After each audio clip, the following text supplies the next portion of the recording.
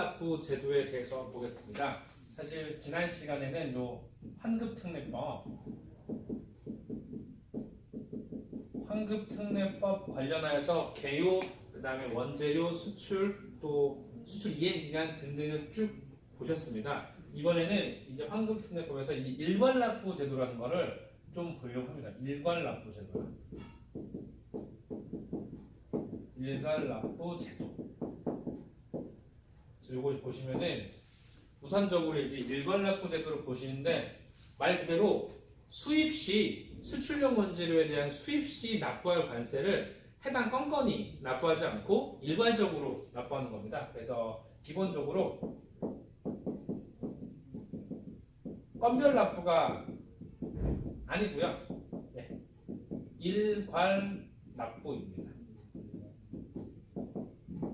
중요한 거는 이러한 제도를 만든 목적이자 취지가 중요한데요. 두 번째 보시면 이제 일괄납부 제도 같은 경우는 그 취지가 먼저 수출 기업의 자금 부담을 완화해 주기 위해서 만든 겁니다. 수출 기업의 자금 부담 완화죠. 도와준다는 거죠, 한마디로. 더더군다나 어떤 건건이 납부해야 될 그 금융 업무를 보지 않으니까 그렇죠. 금융 비용에 대한 절감.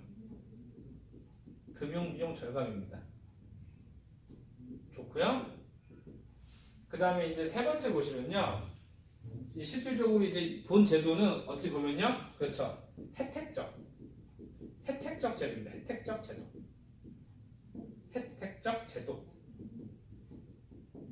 혜택을 주려고 만든 걸 반드시 세관장에게 신청을 해야 한다는 절차입니다.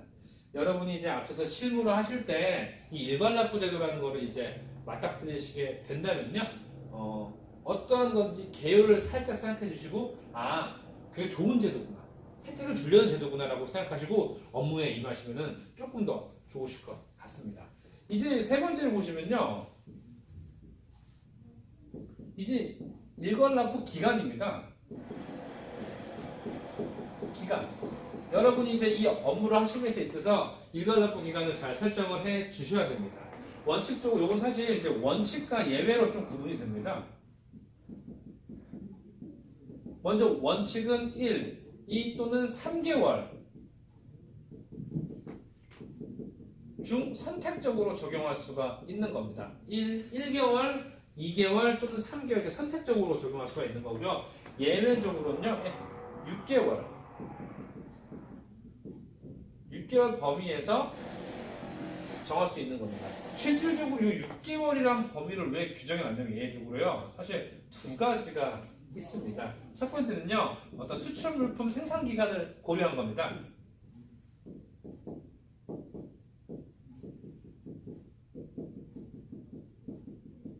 생산 기간을 고려한 거고요. 두 번째 보시면요, 중소기업자들을 위해서 좀 더 기간을 길게 해 놨다는 거죠. 그래서 여러분이 일괄납부 이 제도를 적용함에 있어서 일괄납부 기간이 굉장히 중요하다는 걸 꼭 기억을 해 주시고요. 네 번째 보시면 일괄납부 기한이 있어요. 기한. 일괄납부 기한.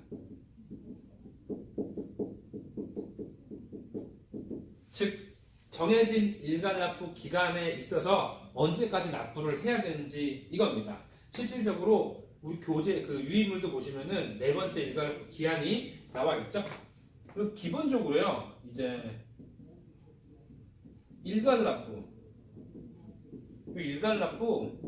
기간이 끝나는 달에, 해당 달이 아니라 끝나는 달에 다음 달 15일까지로 규정을 하고 있습니다. 규정을. 이걸 또 꼭 참고를 해 주시고요. 15일까지.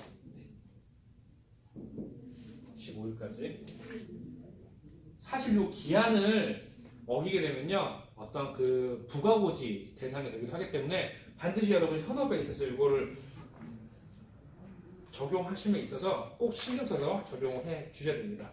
실질적으로 이 제도는요 수출 지원 효과가 있습니다. 그 이유를 보시면요 이 수출용 원재료가 국내에 들어와서요 내국 신용장 또는 구매 확인서에 의해서 거래가 되고 이에 대해 관세청장이 어떤 정산 업무 또는 일괄납부 대상으로 인정하게 된다면요 이를 수출과 수입으로 인정을 할 수 있다는 겁니다. 그래서 내국 신용장 또는 구매 확인서에 의해 수출용 원재료가 거래가 되는 겁니다.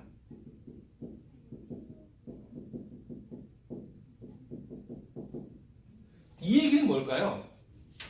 이 내국 신용장과 구매 확인서에 의해 거래가 됐다는 건 현재 이 수출용 원재료가 그렇죠 국내에서 거래가 된다라는 걸로 보시면 되고요. 인정하는 경우에는요 관세청장이 이러한 대상들을 어떠한 일괄납부나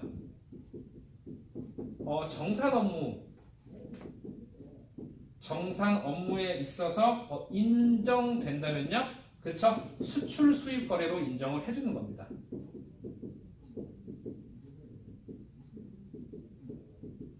네. 그래서 수출용 원재료에 대한 어떤 국내 거래를 통해서 수출과 수입으로 인정받을 수 있다는 거죠. 이제 이 제도에서 가장 중요한 점 바로 이제 마지막 6번째입니다. 보시면요, 담보 제공. 그 이유인 즉슨 여기에 있습니다. 실질적으로 일괄납부 제도는요, 관세 징수가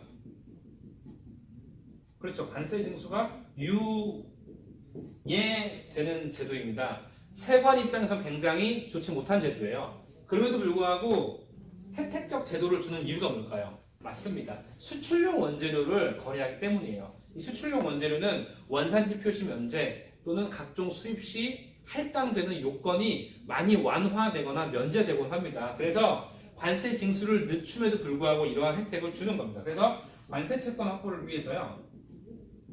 관세 채권 확보를 위해서입니다. 확보를 위해 담보를 제공하게 할 수 있습니다.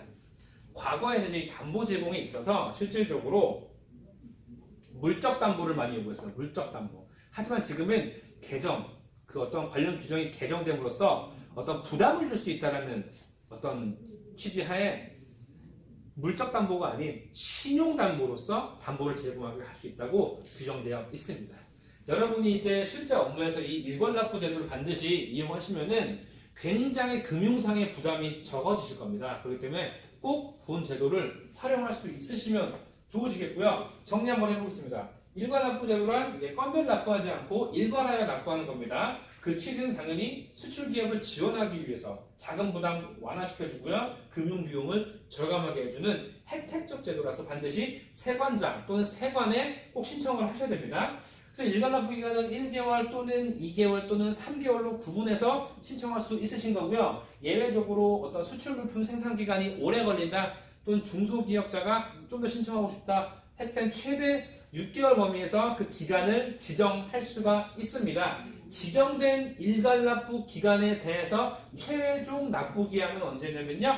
해당 지정받은 일괄납부 기간이 끝나는 달의 다음 달까지 다음 달 15일까지 납부를 하면 문제가 없습니다. 물론 이 제도를 이용함에 있어서 담보를 제공하게 될 수도 있다는 겁니다. 물론 아주 성실한 업체인 경우 담보 제공이 면제될 수도 있겠지만요. 일반적으로 관세 징수를 유예하는 제도이기 때문에 관세 채권 확보가 반드시 필요합니다. 그래서 담보를 제공하는 거고요.